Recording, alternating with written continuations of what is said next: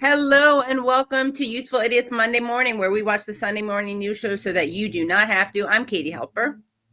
I'm Aaron Maté. Good Monday morning. Thanks so much for being here. Great to start the week with you and some of the worst people on corporate TV. Our website is usefulidiotspodcast.com. Go there to support the show and get bonus content. Just a heads up, Epstein is back in the news. So this is a big week for Epstein watchers. The House is set to vote on finally releasing the Epstein files. This is after the Congress has reopened after the shutdown, and House Speaker Mike Johnson finally swore in a Democratic lawmaker who he was not swearing in, who was now going to be the deciding vote on the Epstein files. And funnily enough, Trump is now claiming that he supports the release of the Epstein files. But what do you have it? This comes right after he just said that the Justice Department should investigate Democrats' connections to Epstein, which means that if we get this House vote for the Epstein files, the DOJ might come in and say, sorry, open an investigation. We can't release them. Exactly. So, stay tuned. Yeah, exactly. Well, we often like to it's not that we like to, we have to, we're compelled to sing. It just comes to us naturally. It makes me think of Epstein's back. All right. 100%. Right? That's the theme song for this week. Yeah, exactly. Yeah. Oh my God, we're back again, indeed. Epstein's back in full force. Now, just a technical matter. Yeah. StreamYard has introduced this brand new feature against our will. Yeah. For mobile phones, which might mean that if you're watching this on a computer, if the visual looks weird, if it's like extra zoomed in on our lovely faces, what you want to do is leave that stream and go to the other normal one. So there's two now, thanks to StreamYard. We can't control that. But that's what's happening if you're watching this and you're confused as to why it's the camera zoomed in. And how do they find this one? Oh, okay, good, great. Just go to our YouTube page. It's bizarre. Yes. Yeah. Okay, I guess it's weird, interesting. We got mixed review. I'm watching on my phone. I prefer the old way. Oh yeah, no, not a mixed review. Everyone likes it this way. So yeah. Everyone is not happy with the new feature. Yeah. Yes. Yeah. Bring old StreamYard back. All right. Well, Wilson, remember for the album, Mark, put in your notebook. Yeah. Yes. The ever-expanding Useful Idiots Greatest Hits album. Yeah. All right. Well, something that's not changing, and that never will change for as long as we're here, is starting off with our weekly recap from Meet the Depressed. The longest-running show in television history. This is Meet the Press with Kristen Welker. Good Sunday morning. With the longest government shutdown in history now over, Democrats and Republicans are grappling with the fallout. 8 senators in the Democratic caucus voted with Republicans to reopen the government without the extension of those Obamacare tax credits that were at the center of the shutdown fight. With insurance premiums for millions of Americans set to increase next year if those subsidies aren't extended. Meanwhile, a bipartisan bill to release the Epstein files has garnered enough support to force a vote on the floor of the House, which is scheduled for this week, causing a major rift between President Trump and one of his longtime allies, Congresswoman Marjorie Taylor Greene, who's pushing for the release of the files. Plus, the president now ordering the Department of Justice to investigate Democrats with alleged ties to the deceased sex offender. And against this backdrop, a new batch of emails from Epstein's estate has raised new questions about Mr. Trump's relationship with a former financier. Jeffrey Epstein and I had a very bad relationship for many years. But he also saw strength because I was president. So he dictated a couple of memos to himself. Give me a break. And joining me now is Democratic. Also saw strength. I love that. Yes, he saw strength. He saw strength in Trump being in the White House. Yeah.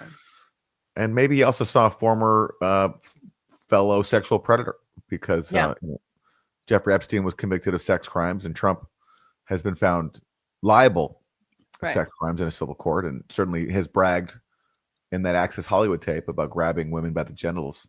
Yep. So maybe Jeffrey Epstein saw in Trump something beyond just strength. Right. Maybe he saw just a comrade in sexual depravity. Right. Yeah. Strength in that area. Okay, well, let's get into it. Congressmember Thomas Massey has fallen out of favor with Trump Trump's like openly campaigning against Massey now because Massey has, among other things, led the fight to release the Epstein files. Yeah. And here he is talking about it. The president has gone after you in some deeply personal ways. I mean, attacking you over and over again, even attacking you for regarding your wedding, your recent wedding, which, by the way, congratulations. I mean, this was really gross. Thomas Massey's wife passed away about a year ago, and he recently got remarried. And Trump, who's been married, 3 times, cheated on multiple partners. In fact, cheated on all of his wives. Yeah. Equal opportunity. You got to, Yeah. He's very nice about that. He doesn't favor one over the other. Yeah. He goes and mocks Thomas Massey for remarrying. Yeah. It's just so rude. And again, for like his voters who like value politeness and respect for family and personal life. I mean, I don't know. It's just such a jerk move. But anyway, that's what Trump's doing. And Thomas Massey is still running for office, but now he's up against AIPAC billionaires like people like Mary Mendelson who are pouring a lot of money to get him defeated. Yep. Well, you know what? I think also maybe just maybe Trump is mad at Massey because Massey's working with Ro Khanna, and Trump watches this show and saw Ro Khanna, and Trump doesn't like that we criticize him. So that could also be part of it. Oh, he's stewing. Yes, he's stewing in his seat after watching Useful Idiots. Yes. Yep. Yes. What do you make of all that? And he's obviously supporting your primary opponents. I mean, what kind of retribution are you facing? You know, my wife told me, she said, "I told you so. We should have invited Donald Trump. He's mad that he didn't get an invitation." So we're taking it with a grain of salt. He's being a bully or trying to be a bully. And they're trying to beat me here in Kentucky. But here's what's interesting. The people financing this campaign consist completely of 3 billionaires, and they're all in the Epstein class. In fact, one of them is named in Epstein's phone book, not the secret files that the FBI is keeping, but in Epstein's phone book. So it's a small world. Dogs don't bark at parked cars, and we are winning. I'm not tired of winning yet, but we are winning. And not only the speaker, but the attorney general, the FBI director, and the president himself and the vice president, they're taking a big loss this week because after months of fighting, I am winning this week with Ro Khanna. We're forcing this vote, and it's going to happen. I would remind my Republican colleagues who are deciding how to vote, Donald Trump can protect you in red districts right now by giving you an endorsement, but in 2030, he's not going to be the president, and you will have voted to protect pedophiles if you don't vote to release these files, and the president can't protect you then. This vote, the record of this vote, will last longer than Donald Trump's presidency. Well, not if Donald Trump has anything to say about it, right. because he's flirted very openly with the possibility of staying in office a lot longer than 2030. Yeah, exactly. But speaking of weddings and invites and Trump, made me think. And speaking of Epstein connections, it did make me think that, of course, the Clintons went to attended Trump's third marriage. Wedding, yes. Well, I like how Thomas Massey refers to the Epstein class. I mean, that's who he's referring to. Yeah. Gazillionaires and bought-off politicians who all cavort with people like Jeffrey Epstein and support mass murder in Gaza. That's the Epstein class. And again, I voiced my skepticism on some of the maximalist interpretations of this whole thing. But anything that encourages scrutiny of Israel and exposes or brings, sheds light on the elites who support Israel, I welcome. I absolutely welcome. And it's an interesting week. And you can see here sort of a bipartisan coalition, Thomas Massey, Ro Khanna. We're going to hear shortly from Marjorie Taylor Greene. Oh, yeah. She's also fallen out of favor with Trump because she's also called for the release of the Epstein files. Yeah. Among other things. So Marjorie Taylor Greene, come on the show. We have more from Thomas Massey. Yeah.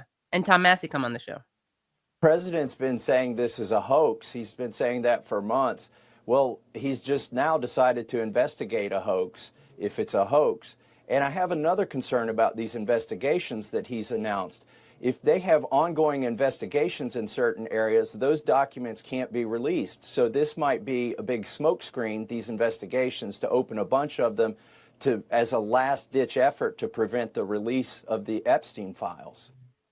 I think that's quite plausible. So Trump, after battling to block the Epstein files, finally he relents and says, release them all. But this comes after he's just gotten his DOJ to announce a new investigation of the Epstein files, but specifically targeted at Democrats. So Right. I think what Thomas Massey's warning about there, that this new DOJ investigation might be used to prevent the release of something damning about him or incriminating about him. I think that's quite plausible. Right. Yeah. I mean, I'm sure he's not going to be, we'll have to see if he investigates himself. I highly doubt it. I think they're going to be investigations of people he doesn't like. Yeah. Now, I will say, look, I do think the point that Trump defenders make, that if there was something so horribly incriminating for Trump, why didn't Democrats release it when they were in office? Like, Biden was in power for 4 years. Democrats could have released it then.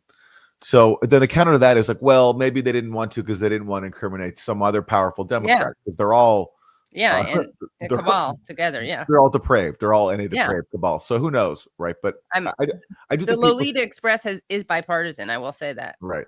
Yeah. But anyway, I guess we'll find out. Yeah. It's a exciting week for Epstein watchers. Okay. Marjorie Taylor Greene, the aforementioned Marjorie Taylor Greene, she is now drawn President Trump's ire because she's called for the release of the Epstein files, but also she's like called out Trump for doing nothing about rising healthcare costs.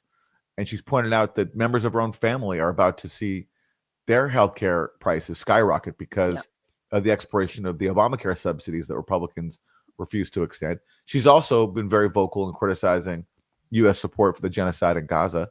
And Trump just declared her to be not Marjorie Taylor Greene, but Marjorie Traitor Greene. It's pretty good. Yeah, it's a good one. I got to admit. Yeah. Trump's got great luck when it comes to these nicknames. He does. Yeah. Anyway, she went on CNN, spoke to pro-Israel activist Dana Bash about the Epstein files. You posted just yesterday on X. You questioned who and what country is putting so much pressure on Trump to keep the Epstein files hidden. And so let's just so people can see this. So here's what her tweet is. It says, this and the Epstein files is why I'm being attacked by President Trump. It really makes you wonder what is in those files and who and what country is putting so much pressure on him. I forgive him and I will pray for him to return to his original MAGA promises. And then it shows the rating. It shows her and it shows Lindsey Graham, and she gets a rating of A. He gets a rating of F in Liberty Score. And also she gets zero money from AIPAC. Yeah. Okay. You included a picture about donations from pro-Israel lobbying group AIPAC. What are you trying to say there? Mm-hmm. Well, I think it's the question that many Americans are asking, especially when we saw information recently come out in these emails that the Oversight Committee that I serve on has released. And we saw Jeffrey Epstein with ties to Ehud Barak. We saw him making business deals with them, also business deals that involved the Israeli government, and seems to have led into their intel agencies. And I think the right question is to ask is, was Jeffrey Epstein working for Israel? And I'm proud to say I don't take money from AIPAC. I don't take money from any special group of people. I'm just representing my district and the American people. And so that's what I was referring to. I just want to be clear. Are you saying Israel is pushing the president of the United States to cover up the Epstein files? So Dana Bash, who pushes every single Israeli lie to manufacture consent for genocide in Gaza, is now taking umbrage at the suggestion that Israel possibly might be tied to Epstein and might be involved in the cover-up of the Epstein files. And who knows what the answer is there, if Israel is involved in the cover-up or not. But the point is, given that Jeffrey Epstein is all these documented ties to Israel, as Marjorie Taylor Greene mentioned there have been a number of disclosures on that front, including that a former Israeli or an Israeli intelligence agent used to like stay at Jeffrey Epstein's house in New York City, and Jeffrey Epstein was like brokering deals for Israel and was very close to Ehud Barak, the former Israeli prime minister. These are fair questions to ask, Right? especially given all the other shady ways Israel's involved in our politics, including by buying off politicians via AIPAC, and also via all the censorship we're facing on social media at the behest of Israel. So in a climate like that, whatever the actual facts are, these are fair questions to ask. But Dana Bash, who never hesitates to like repeat whatever Israeli lie is put out to wage genocide, is taking offense at Marjorie Taylor Greene even raising these questions. Yeah. A friend who's watching right now, by the way, just texted me that according to this drop site article, the Pentagon, there was a Pentagon trip. There was a tour of the White House and Pentagon for Ehud Barak and his grandchildren, which took place a few days later. The Pentagon trip was coordinated by Jeremy Bash, former chief of staff of the CIA and the Department of Defense, as well as the ex-husband of CNN host Dana Bash. So on some level, he appears in the Epstein files, her husband, Dana Bash's ex-husband.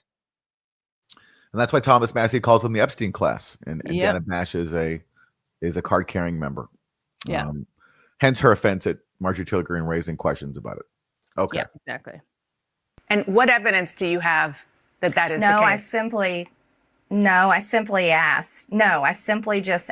By the way, again, if she had an Israeli, I've never heard her ask an Israeli spokesperson, Exactly. What evidence do you have for this claim that you're using to justify the slaughter of tens of thousands of people? I've never heard that question asked of an Israeli spokesperson. Yeah, and also if she's so evidence-based, I would have loved to have asked her, as you kind of alluded to, Aaron, what evidence do you have that Hamas engaged in systematic mass rape campaign? And what evidence, if she cared about evidence, she obviously would have retracted that claim that she made. But she doesn't. Asked out loud, is there a foreign government? It could be any foreign government, but is a foreign government pushing to keep this covered up? Because people just don't understand the big fight against. Well, you had AIPAC up there. It was pretty clear which government you were talking about. That I'm questioning that government in particular and questioning any other foreign government. Dana Bash is so overt about it. She's so like, how dare you? It's not surprising. How dare you go after Israel? I mean, this is a woman who wears her bias on her sleeve big time. And remember, famously said to Pramila Jayapal when she dared to bring up civilian deaths of Palestinians in Gaza, she said, and that's terrible, but you don't see Israeli soldiers raping Palestinian women. Okay, let's hear more from Marjorie Taylor Greene, who again is in a really, I think, refreshing way, being willing to, speak out against Trump, the dear leader of the Republican Party. And you don't see this happening very much on the Republican side. So here's more. And I can disagree with the president at times, particularly this past Monday on the Marines' 250th anniversary, when he honored the new Syrian president, who is an Al-Qaeda terrorist and was wanted by our government for years with a $10 million bounty up until March of this year. I very much am against that. I think that was very hurtful to the great men and women who served over in the Middle East and were sent there, and many of them that were killed and injured and live with PTSD to this day from fighting Al-Qaeda. So there's things I disagree with, and I'm allowed to do so. Well, So she's referring there to the fact that the new Syrian president, Ahmed al-Shara, aka Mohammed al-Jalani, who's the founding leader of al-Qaeda in Syria, former deputy leader of ISIS, he visited the White House and received a very warm welcome. And this comes from a president, President Trump, who campaigned on Islamophobia, who constantly demonizes Muslim immigrants, whose supporters pushed the whole thing about Zahra Mamdani being a jihadist communist. So constantly trafficking in Islamophobic slurs. But yet, when the former leader of Al-Qaeda is now willing to play ball with the U.S. and is part of a regime change project that helped Israel, because Syria, under the previous government, under Bashar al-Assad, was part of the axis of resistance to Israel. And it was through Syria that groups like Hezbollah got weapons from Iran with which they could resist Israel. Now that has happened, now that there's been regime change, if you're even the former leader of Al-Qaeda and you're playing ball, then you're welcome at the White House. And so that's what she's referring to. And she's one of the very few people in Congress willing to call that out, that we're now willing to side with an Al-Qaeda offshoot because it serves the interests of U.S.-Israeli hegemony. You're muted, Katie. Sorry. Yeah, it's really crazy that she's that this is the person we have to turn to make some certain statements that like the Democrats should be and could be making. Including progressives, and I gotta say, including progressive media, which just has not covered the story accurately. You mean CNN? I don't mean CNN. No, as I've maybe mentioned a few times over the years. It's anyway, good for Marjorie Taylor Greene for speaking up about it, and maybe she can inspire other people to acknowledge the reality and what that whole war was about. Okay, let's turn to Senator John Barrasso. He's a Republican. He's on Trump's side. He's a doctor. Okay, all right. What does he think about Trump suddenly reversing course and opening up a new investigation of the Epstein files just as the Congress is voting to release them? Senator, very quickly, 4 months ago, the Justice Department said there was nothing to investigate. And then hours after President Trump called for an investigation, Pam Bondi said she was opening an investigation. Is that appropriate from your perspective? I think there's a lot more important things to talk about right now to get the country back on track, to lower prices for the American people. And that's what we need to do, is make life more affordable. The president and the Senate and the House need to be functioning and working on that, not on what's happened to a convicted sex offender who is now dead. Senator? The Republicans just want to talk about the issues. Why won't you let us Republicans talk about the issues? We want to make it like after Trump recently called affordability a hoax. Now the good senator, wants to talk about affordability because that's what really matters to them. Right. It's just so funny how like they'll talk about anything else until it's time to actually, release the files. And now all of a sudden, it's how dare you bring this up? We care about affordability, even though Trump's called that a hoax. Right. Yeah, he cares about affordability so much that he, for instance, voted against 2 motions by Bernie Sanders to block arms sales to Israel. Because that's because he wants to make arms affordable for Israel. Exactly. That's right. You're right. Yeah. That's true. Yeah. Yeah. I mean, if U.S. taxpayers aren't subsidizing weapons for Israel, then Israel will not be able to afford them. Right. True. So he does care about affordability. Yeah. Yes. Okay. Well, I look forward to seeing Republicans talk about the issues, talk about affordability for arms sales, of course, for arms sales. Yeah. That's about the only thing they're making affordable. Okay. House Speaker Mike Johnson, what does he have to say? American people just deserve the truth, the whole truth, and nothing but the truth as it relates to the Epstein files that Donald Trump and his minions made a big deal about for years, but now all of a sudden that they're in office, they're trying to bury this information. And the president has said unequivocally there's nothing there regarding him and pointed out that if Democrats had it, they would have released it by now. So why is there any resistance to releasing any of this information?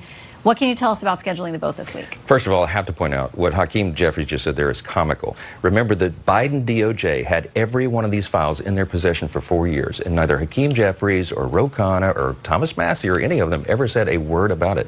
They're doing this to go after President Trump on this theory that he has something to do with it. He does not.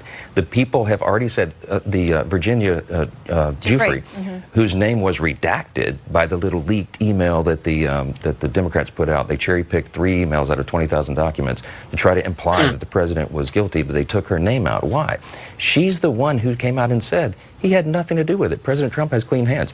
He's not worried about it. I talk to him all the time. He has nothing to do with this. He's frustrated that they're turning it into a political issue, and it's not surprising because the Democrats have nothing else to talk about. What have they accomplished in 10 months? Epstein is their entire game plan. So we're going to take that weapon out of their hand this week. They hit the 218 signature threshold. And you know what I did? I offered it on the floor to pass by unanimous consent, the discharge petition. Guess who objected? The Democrats. If they were really for transparency, if this is really about helping victims and all that, they would not have stopped the passage of the discharge petition. So, okay, well, all I know is this guy, Mike Johnson, refused to seat an elected member of Congress from Arizona, who would have been the deciding vote on a discharge position, and refused to even take up the issue. So I don't know what he's talking about now that he's been about transparency all along. Yeah, exactly. And, he says that like Kana and others have never talked about this before Trump. That's not true. Kana had called for investigations and the release of the files since like 2019. All right. Well, stay tuned. Stay tuned as the vote comes this week. And I look forward to the next phase of the Epstein shenanigans. But there are other issues, including the whole issue of healthcare in this country, which is, we all agree, I think, is a terrible system. There's like millions of people who don't even have it.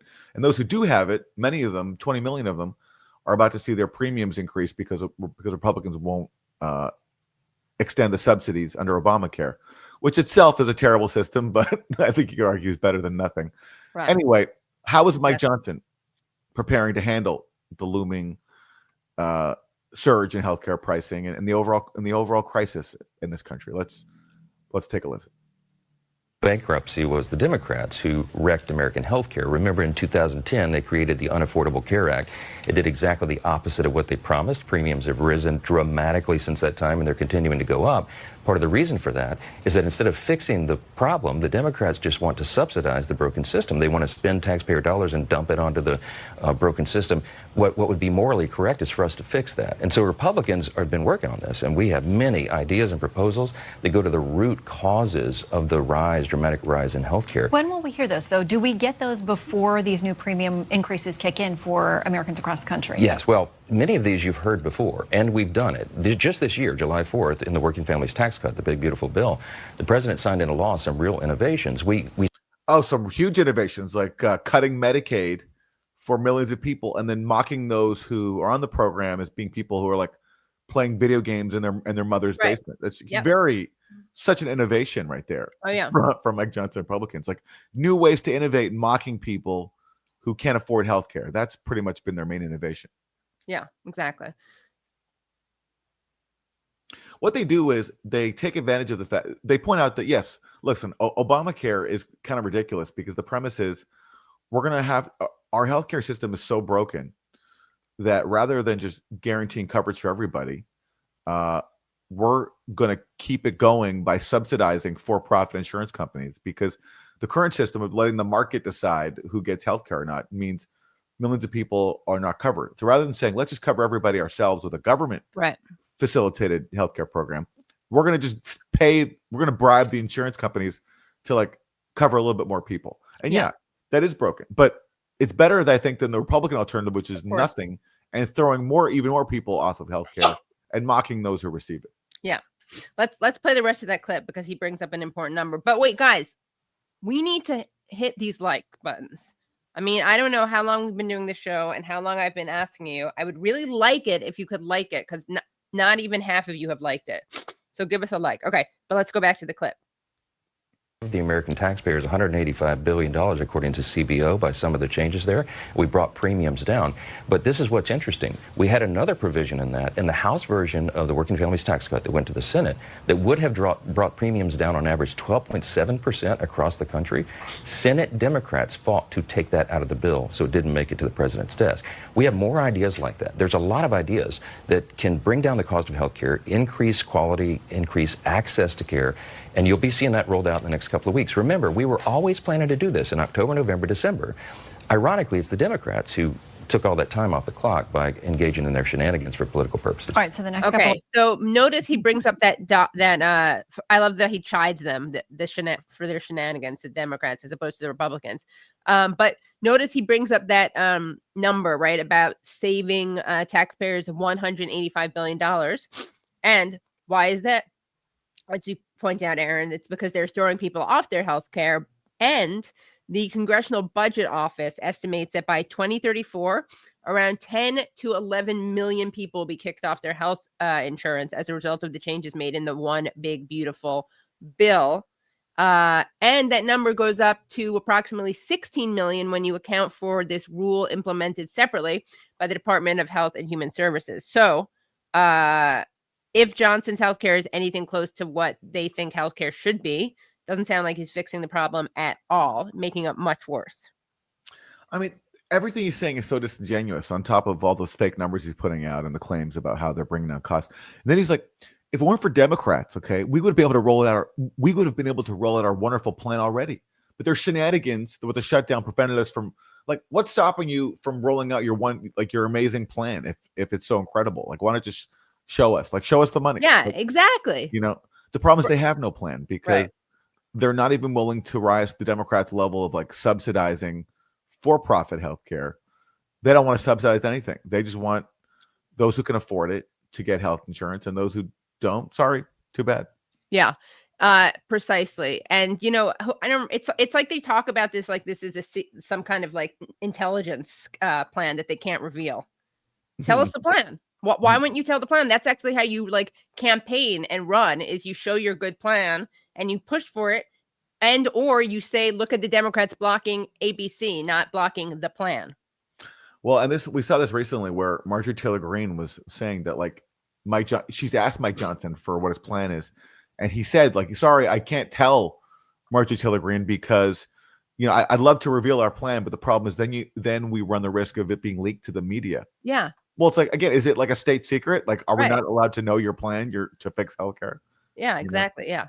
Guys, we're still at, I mean, that is such a funny point that we're making about the state secrets, and the least you could do in appreciation of that, as well as our Backstreet Boys cover. I mean, this is the best show, the number one show to do Backstreet Boys covers. I mean, at least the top 5 is like the show. We're still not even at halfway.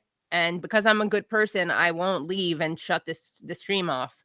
But I'm tempted to. So please like, and only like once. If you like more than once, it cancels out. So please clap. Okay.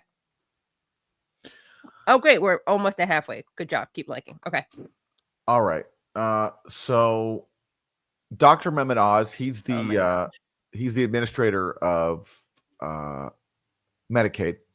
Great guy to have in charge of such an important program, a former reality TV show host. Why not? Oprah loves him. Yeah. So let's hear him weigh in on the issue of healthcare. Still don't have a marketplace in America to help couples like that. We want to try to craft that. There are ideas that would allow us to do that. For example, we could give them the money instead of giving it to the insurance companies. So that's a conversation that has been happening about giving. The president has said there are billions of dollars that the government could send directly to people to purchase their own much better health care. How would that even work? Well, we don't have market forces at play right now. Think about, what is it called? It's called the Obamacare Exchange. It's a marketplace. What does marketplace mean? People actually have a role in a marketplace. They make decisions about what they value. It was originally designed to be 50% truly people from the private sector, like that couple, coming in, and then 50% government subsidized folks who couldn't afford their insurance. We have priced the systems now so heavily with government subsidies that they crowds out the private sector. How would getting a check in the mail actually work? If you had a check in the mail, you could buy the insurance you thought was best for you. Right, but how would the government actually make that happen? Oh, we could use health savings accounts. There are different tactics, flexible. Okay, but who do you buy the health insurance from? Yes. You buy it from the same health insurance marketplace that isn't covering people because it's unaffordable. So all they're doing is creating a new layer of bureaucracy on top of an already very complicated system. Like, rather than saying, you know, here is the plan you can afford in your tier because this is your level of income and blah, blah, blah. It's like, hey, here's some money. Go out and buy a plan that you can't afford yourself. Yeah, right. And how is that going to be negotiated? Well, they want individuals now to negotiate for themselves. Oh, that's going to work really well. Yeah. Yeah. And the whole point of collective bargaining is like you have more power to bargain as a collective. And so basically what they want to do is even take that away. It's just such an absolute nightmare. And look, it does speak to a very real tangible difference between Democrats and Republicans, which I do think has to be acknowledged. It's awful as the Democrats are. And as many reasons as they give you constantly for not voting for them. You know, foremost being supporting a genocide. Republicans, like to remind you too that on certain core issues, domestic issues, they're just completely moronic and sadistic, where they just want to see even more people suffer. It's really awful. It's like, oh, which genocidal party are you going to vote for? Okay, let's go ahead to clip 10 because we have more from Mehmet Oz addressing people's concerns who might not feel so confident in his party's healthcare plans. At a time, but if somebody is watching now worried that they are not going to be able to afford insurance at the end of the year, are you making a promise that the president and Congress will make sure that they can? I'm promising the president is laser focused on this. It's the main thing I talk with him about. Congress as well is. Okay, so I'm not going to promise you. I'm not going to promise you that you can be able to afford health insurance. Yeah. But I am promising you that the guy with no attention span, who doesn't care about this issue, is laser focused on it. So that's very reassuring. Yeah, exactly. Yeah. That's so funny. It's like, are you gonna? Can you promise that you're gonna pay me back the money I'm lending you? I'll be laser focused on it. Okay. Yeah, and again, it's like we're talking about a guy, Trump, who has like arguably the worst attention span of any leader. Yeah, exactly. That's actually funny. I mean, laser focused, which means he'll think about it for about 3 seconds. Yeah, before exactly. tweeting about what's on Fox News and what celebrity is pissing him off today. Yeah, and also, what is this downward pressure that he's talking about? It's like it's really obscene and absurd because the idea that individuals are going to be able to negotiate, right? Like, and also according to I wrote this down before. According to a Government Accountability Office report from November 2024, between 2011 and 2022, 3 or fewer insurers held at least 80% of the market. So Dr. Oz, if he understands, the free market capitalism, where's the competition in there? How are you going to work on that? Yeah, well, stay tuned, everybody, because the plan's coming. The plan is coming down the pike. All right, let's turn to Kevin Hassett. Oh, gosh. What is his job? He's with the White House Council of Economic Advisors. Is that his thing? Yes. Yeah. He's the director of the National Economic Council. His thoughts on healthcare in this country. For health insurance premiums. And we have 20-some million Americans are going to have not just rising health insurance premiums, but skyrocketing. When do we get the Republican plan? So it seems I'm kind of confused because Obamacare is 100% a Democratic policy. The current path of Obamacare is 100% something that was created by Democrats. They added a big expansion, and then they knew they couldn't pay for the whole thing in a long time.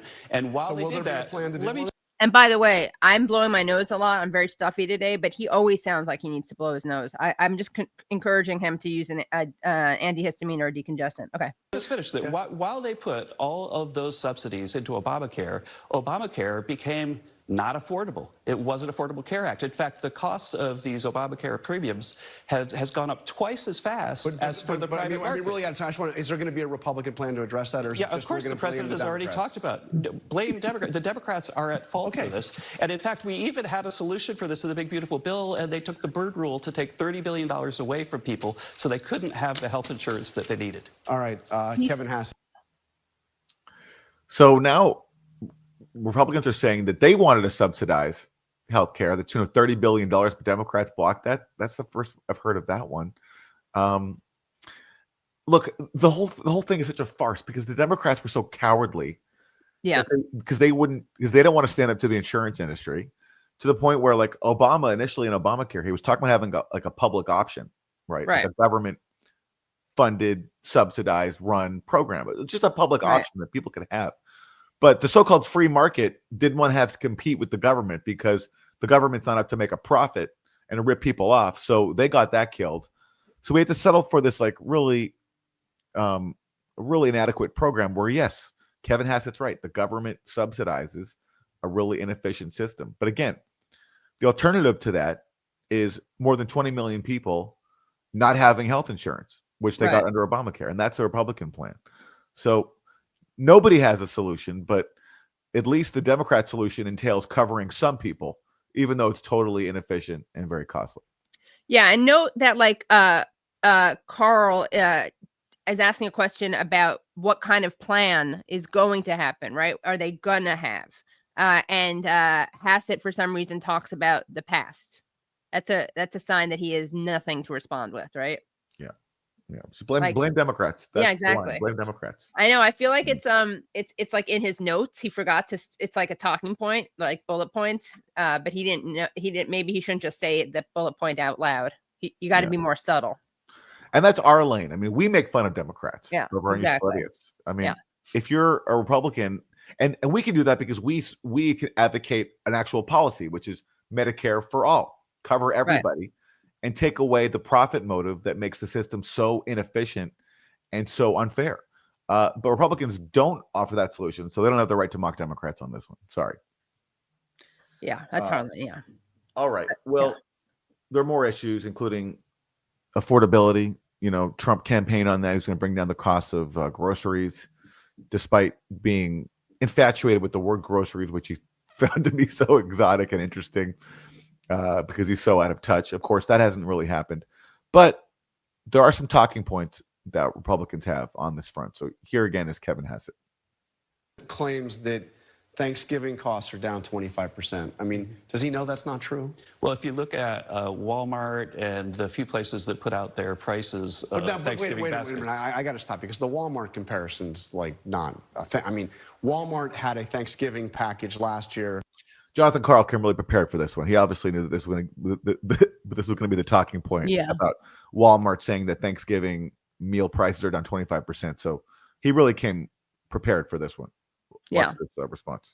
They've got a Thanksgiving package this year. The one this year contains much less than what the one last year took. So that's why the price is less. Look, we got a chart here. Last year, it was 21 total products. This year, it's 15. Total number of items in those products was 29% now. 29, now it's 22. There's more generic brand stuff. So, I mean, Thanksgiving, if you're going to the store to buy groceries for Thanksgiving, it's going to be more expensive this year. I really don't understand where you're going in the sense that Joe Biden gave us 20% He's not inflation. president. Donald Trump's president. No, and you want blame Democrats. Blame Democrats. Blame Biden.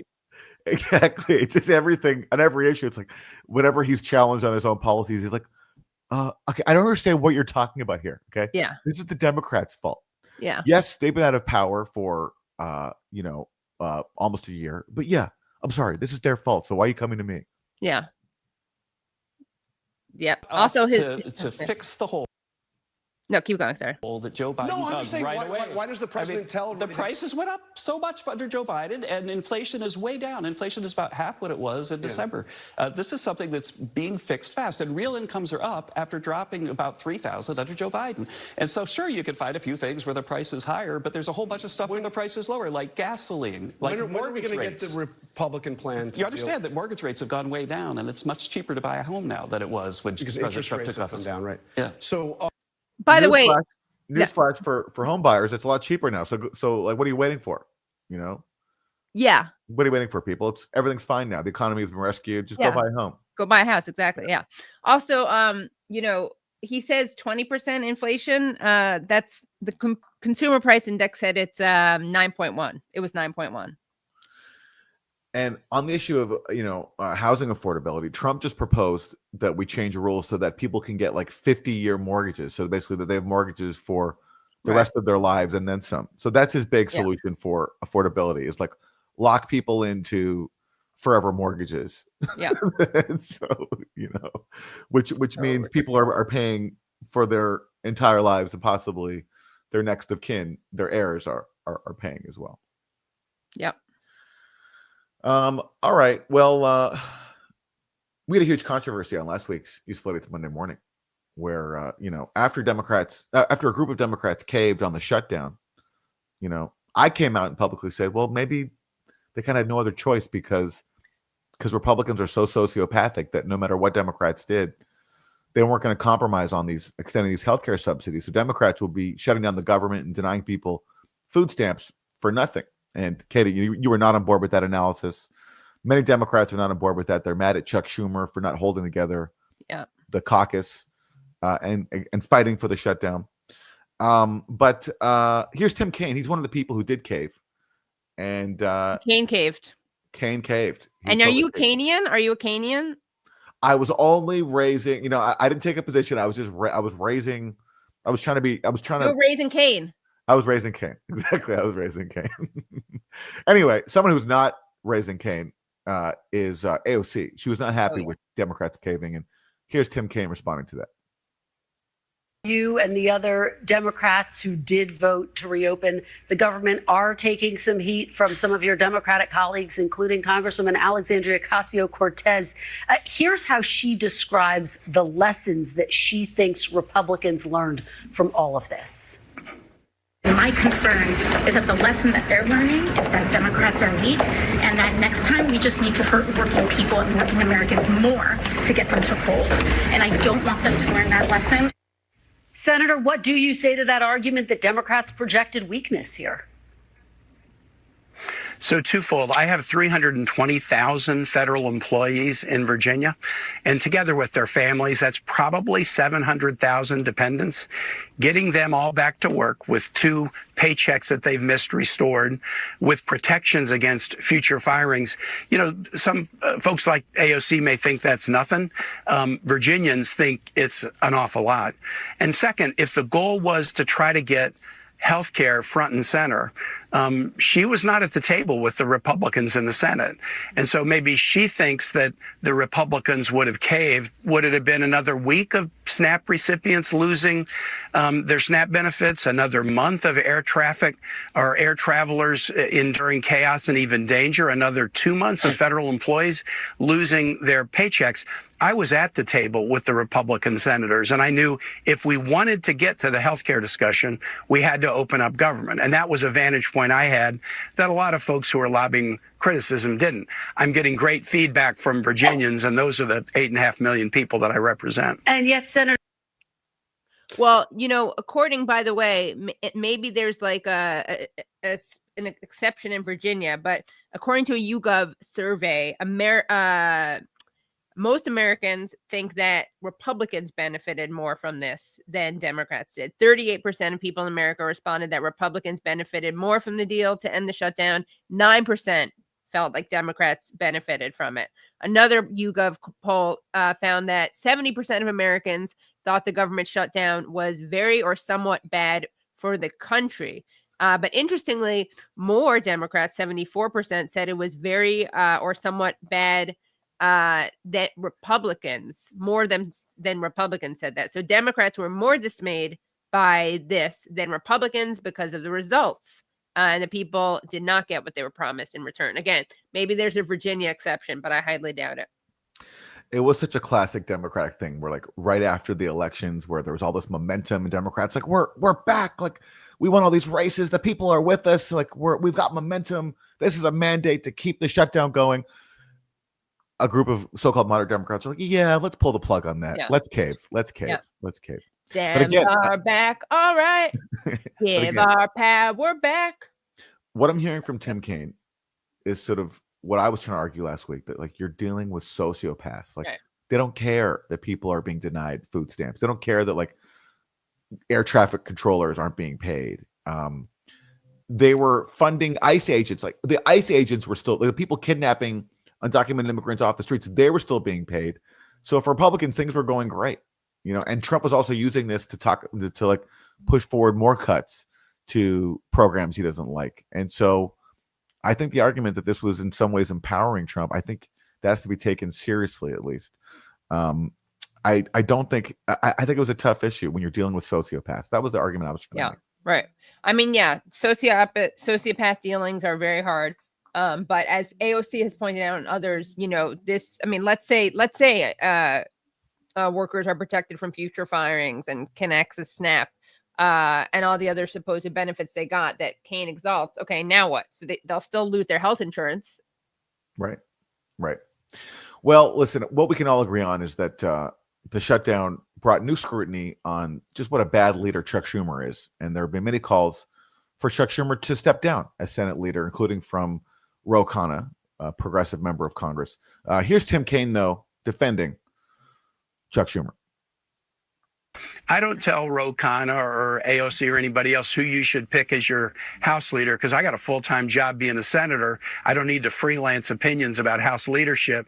They should focus on their own leadership and let senators do what we need to do to keep this country moving forward. Senator, just very quickly, did Leader Schumer give you his blessing to end the shutdown?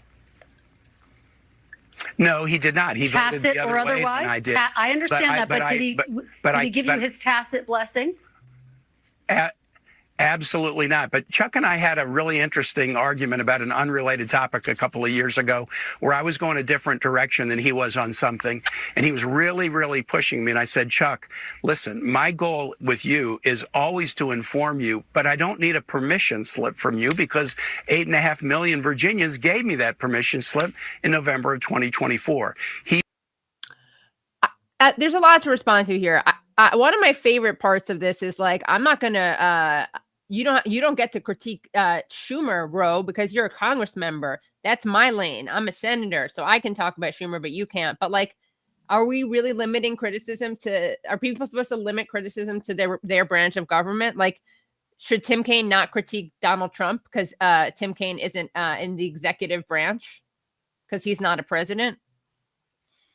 Doesn't really make a lot of sense. That's a great point. I mean, I don't think it's fair to say that that Ro Khanna can't weigh in on who's leading the Democrats in the Senate. Like just because he's in the House. Yeah. Okay. Well, let's turn to Ro Khanna.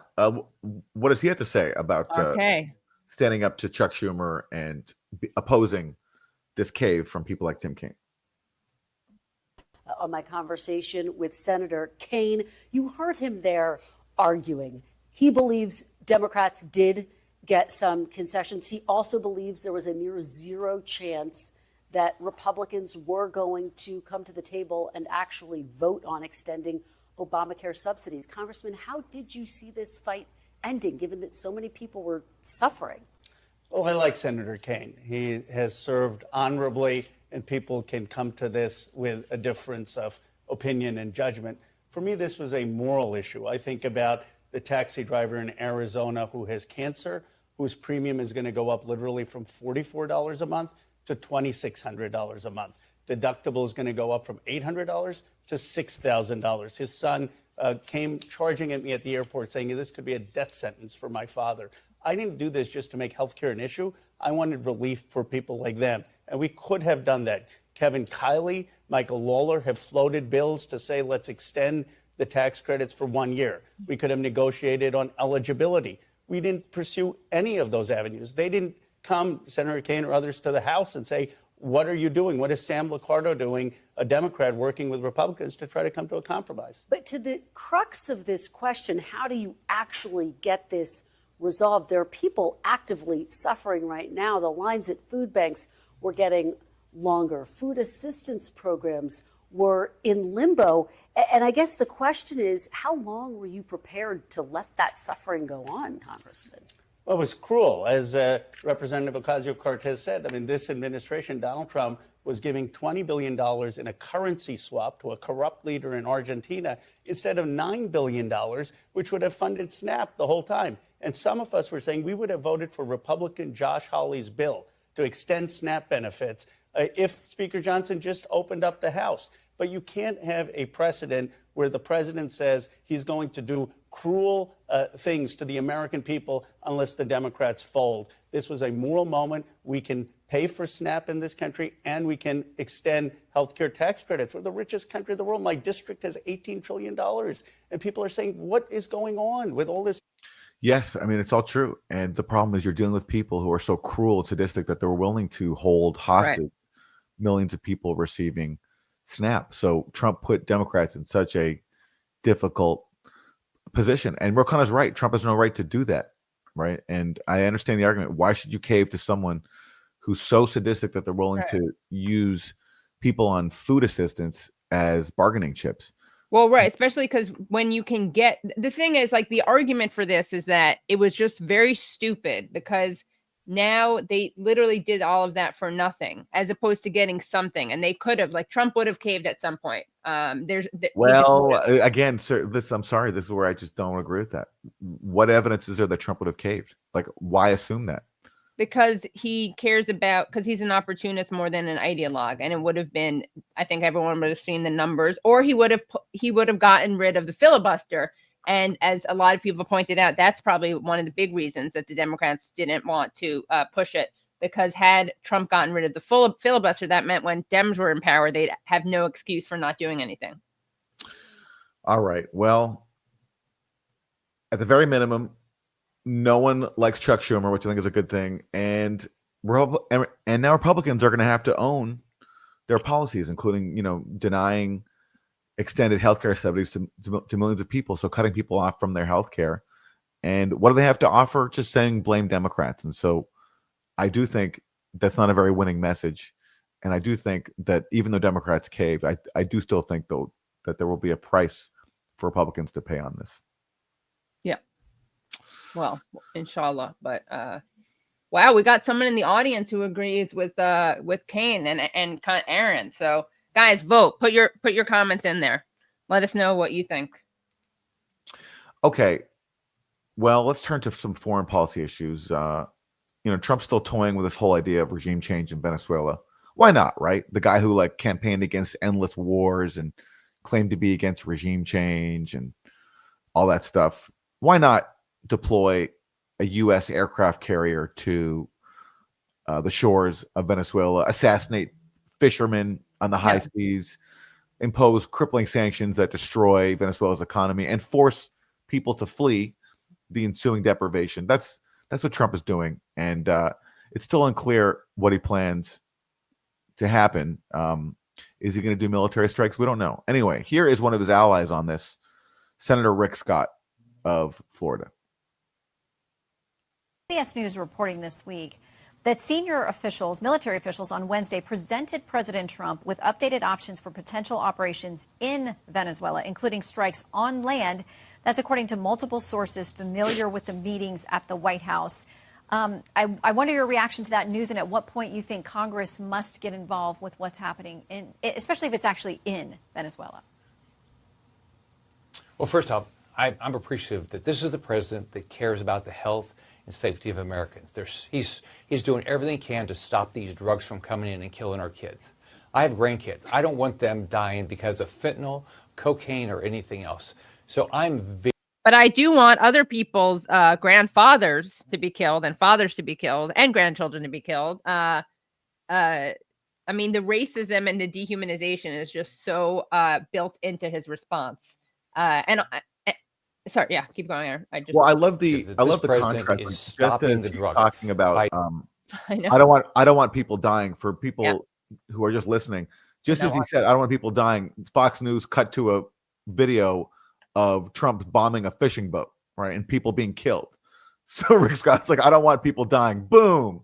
Just as we're seeing video of some new assassination of people in the Caribbean. And the Associated Press recently did an article where they went and interviewed relatives of people who've been killed. And it's these are the people who've died include fishermen just trying to feed their families. And even if among the victims are people running drugs, they're not running drugs to the U.S. Even if they were running drugs to the U.S., that wouldn't justify killing them. But they're just people who, in a country that we've helped destroy because we've imposed sanctions in a long-time bid to overthrow the government, people are desperate. And when you're desperate, you're going to do what you can to feed your family. And in this case, we decided to kill some of these desperate people and claim that they're running drugs to the U.S. It's so cynical. It's disgusting. But also, American politicians always say that we share values with Israel. And it's true in that both America and Israel likes to assassinate fishermen, like in Gaza or in Venezuela. Yeah. Fixing the southern border and now going after these drug cartels wherever they are. So I'm appreciative of what he's doing. He's got it. He's doing everything he can to keep Americans safe. And Congress should not slow down what he's trying to do. Look, the thing about Maduro. Maduro's not the president. He's not the duly elected president of Venezuela. He's the head of drug cartels. It's basically a drug cartel-run country right now. So I think President Trump's doing the right thing. Congress should not slow him down. I mean, it's such a malicious lie. And by the way, the drug cartel that the U.S. accuses Maduro of heading actually once worked with the CIA. So, you know, if we really applied that logic, we'd be like trying to overthrow the CIA. Yeah. Which, you know. Yeah, exactly. That's a great idea. It's all just so silly. But they need this pretext because this is their Iraq WMD moment. This is what they need for regime change. Exactly. And it comes from the president who's claimed to be against regime change and endless war. Yep. Okay, more from Rick Scott. Okay. Senator, thank you for your time. We appreciate Oh, thank you. Okay, well, no, that's all from Rick Scott. Thank you. Thank you, Senator, for that.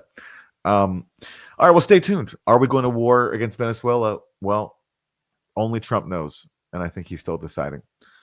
I think what they were hoping for was that Venezuela would just collapse from the show of U.S. intimidation, from the threat of force, from deploying aircraft carriers and sanctions. That doesn't happen because, funnily enough, when you're a country being threatened by a giant hegemon and told, who your leaders should be, some people don't like being bossed around. Some people, like the winner of the Nobel Peace Prize, Maria Machado, she likes it because she wants to hand over her country to U.S. plunder. But other Venezuelans don't want that, and that's why the government hasn't collapsed yet. Okay, well, we have one more clip, and we're going to go back to Marjorie Taylor Greene. Oh, yeah, that's a good one. Has, whatever you want to say about her, I think she's undergone a real transformation, at least in her rhetoric. She's a rare Republican willing to criticize Israel and willing to break from Donald Trump when she doesn't agree with him. And but going back to her CNN interview, she was asked about her own role in fueling political discord and hate and hatred. Yeah, and this is what she said. Posted on X that President Trump is, with his comments, fueling a, quote, hotbed of threats against you. Obviously, any threats to your safety are completely unacceptable. But we have seen these kinds of attacks or criticism from the president at other people. It's not new. And with respect, I haven't heard you speak out about it until it was directed at you. All right, so she's setting her up for a real gotcha. Let's see what comes next. Dana, I think that's fair criticism. And I would like to say humbly, I'm sorry for taking part in the toxic politics. It's very bad for our country. And it's been something I've thought about a lot, especially since Charlie Kirk was assassinated, is that I'm only responsible for myself and my own words and actions. And I am committed, and I've been working on this a lot lately, to put down the knives in politics. I really just want to see people be kind to one another, and we need to figure out a new path forward that is focused on the American people, because as Americans, no matter what side of the aisle we're on, we have far more in common than we have differences. Yeah. And we need to be able to respect each other with our disagreements. So just whoa. I got to say, I was not expecting that. I thought she was going to cover her ass or something. I did not expect that, kind of, it sounds like she's been doing work. You know what I'm saying? Like some personal development work. You're muted, Aaron, because you're speechless, or you're just speechless. Yeah, like I am. Yeah. So some rare humility from a politician, actually taking some accountability for previous actions. And I welcome it. I mean, recall that just a few months ago, after Zara Mamdani won the primary in New York City, she tweeted out an AI image of the Statue of Liberty in a burqa. So, yeah. Is she walking stuff like that back? I hope so. And if she is, then I hope others follow her lead. Yeah. Has she been working with your dad or something, Aaron? Has she been reading some Gabor Mate? I don't think so. But any kind of transformation is listen, if more people could take accountability for their words, imagine what kind of world we'd have if more people in Washington could be like that, rather than just The Republican stock answer, as we've seen from the show, is just blame Democrats. Right. Yeah, exactly. Okay, well, that's going to bring us to the end of Useful Idiots Monday Morning. Katie, anything you want to plug for the Katie Halper Show this week? Yes. Tomorrow we are doing an episode on Epstein. We're going to have at least one guest on Epstein. Ryan Grimm, who's done some great reporting on this, will be joining the Katie Halper Show. So definitely tune in. 7 p.m. as always on youtube.com/the Katie Halper Show. All right. Our website is usefulidiotspodcast.com. Go there to support the show, keep us going, and get bonus content. Thanks for watching Monday Morning. We'll see you next time. Bye, everyone.